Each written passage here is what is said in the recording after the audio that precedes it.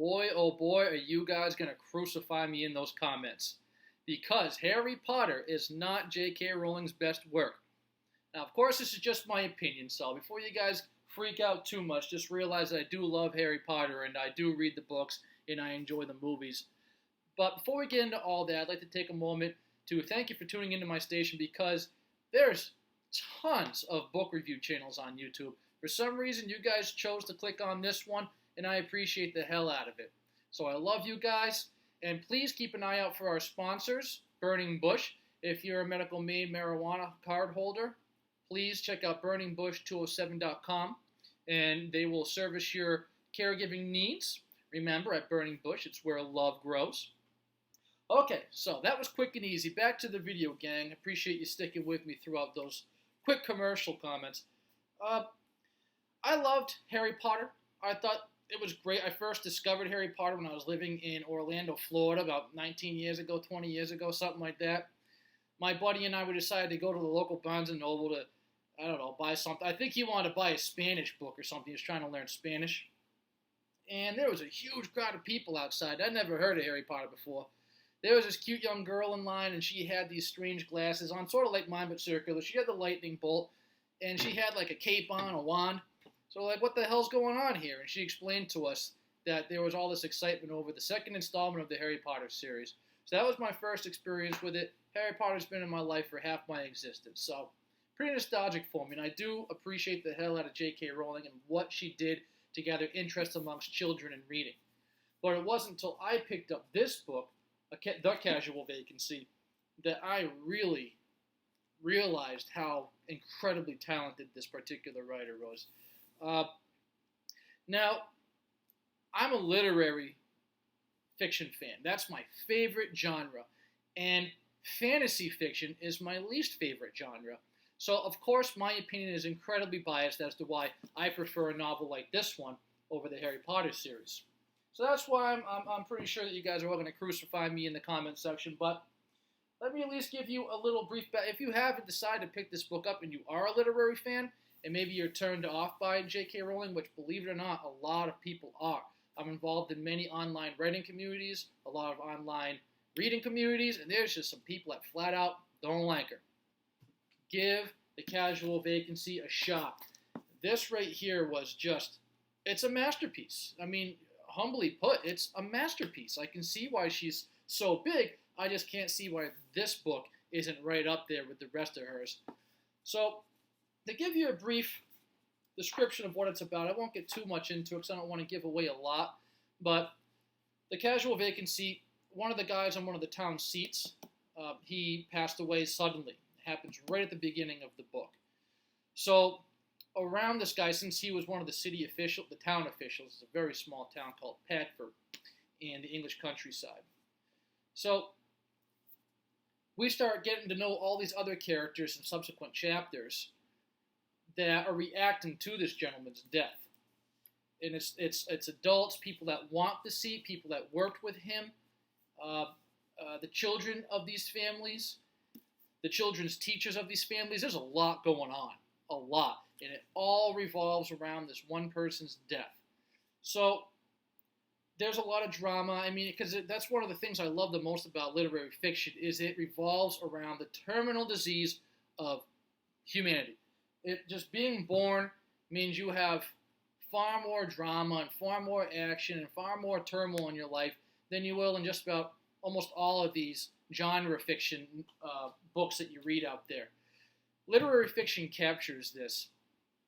So we have this young girl, because one thing I do like about this book is it's considered her first adult novel, but she really does focus a lot on the children in this town, the young teenagers, and their problems as well. And I was more drawn to their situation because they were kind of innocent bystanders in the whole things. I mean, these adults, you know, they're stabbing each other in the back. There's men that are friendly towards other men who they're trying to steal their wives. They're in love with their wives, and they're out having drinks with them. There's a lot of stuff going on these children are affected by. So I really appreciate their stories because it shows them growing up and becoming just as troubled as the adults. It's just life. And I love that about YA fiction, and she does capture a lot of it beautifully. There's this young girl named Catherine, for instance. Her mother's a drug abuser, unfortunately. Doesn't pay very good attention to this young girl, and as a result, she gets some pretty negative attention from the boys in town. And one of these boys is Fats Walls, and he's kind of a clumsy character who is best friends with, I would say, the main character, but the main character's got the main juvenile character has some problems of his own, but Fats ends up discovering towards the end of the book that he's kind of a coward and everything else, and he handles it kind of poorly, just discovering that he's a coward. And this Catherine girl, who goes through probably the worst turmoil in the entire book, discovers that she's incredibly strong, and other girls, other people around her actually start looking up to her and admiring her. And actually some of the police in the book, who are also involved in some of this horrible turmoil that takes place towards the end of the novel, also start really appreciating this girl. She's become more than what she came from. And you can really tell towards the end of this book that this young girl is really going to make something good of herself. And that says a lot more than some of the adults in this book, who are already grown-ass adults and still acting like children in many ways. And I just can't decorate this book enough. I'm going to hold it up once again.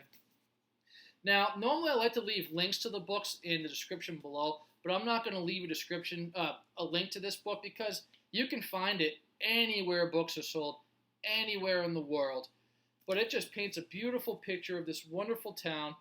And I don't know if you've ever been to the English countryside, but when you go there, you're looking at it and just the history and the beauty and the tradition.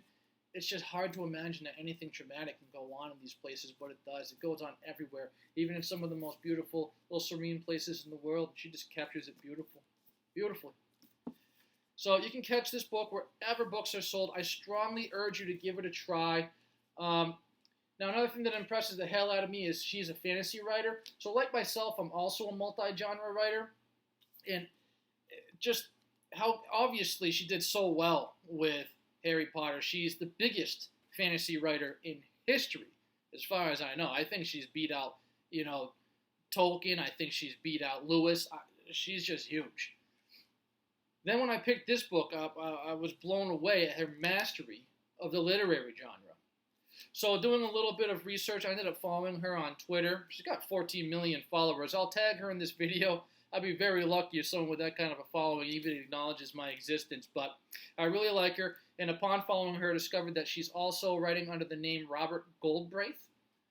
Please forgive me if I said that right. I believe it's Robert Galbraith. But apparently she writes mystery under that name. So I will be picking up that book that she's written under his name to see if she can dominate the mystery category as well as she dominated literary and fantasy fiction. So please drop her a little bit of respect. Try this book. Tell me what you think in the comments if you disagree with me. I look forward to hearing it. So, hey, guys, I appreciate it. Like I said at the beginning of the video, you could have clicked on any book review channel. You clicked on mine. I love the hell out of you for it. Next week, we'll be getting back to some independent writers and some small press writers and bringing them some serious, well-deserved attention. But for now, I appreciate the hell out of you. Stay cool, everybody.